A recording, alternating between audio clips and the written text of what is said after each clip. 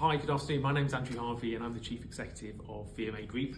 Over the next few weeks and over the next couple of months, we're going to be sharing online some top tips for those people that are still looking for a job at the moment in what still remains quite a tough market. I'm going to start with my top tips, and then over the next few weeks you'll see colleagues of mine popping up online with theirs.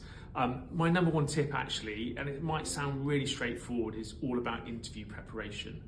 In my experience, the people that don't get the jobs aren't the ones that can't do it, it is those people that don't prepare thoroughly enough for those interviews. And my tip really is that I think most of the people that you will meet in an interview process, they're not trained interviewers. They're like you and I, they work in marketing, they work in comms, and they're there to have a conversation. But that conversation will be based on three buckets of questions, as I say.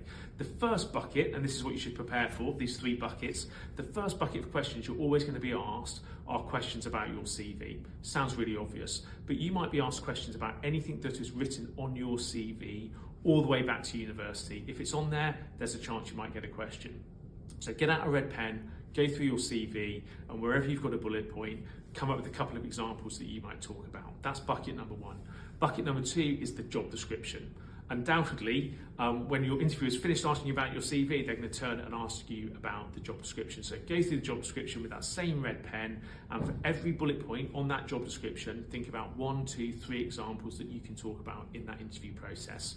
Those are the first two buckets. The third bucket is that list of questions that aren't on the CV or aren't on the job description. And those are those standard interview questions. So how do you manage underperformance in your team? How do you get the best out of your suppliers? Tell me about your budget management experience, or how do you manage upwards or difficult stakeholders?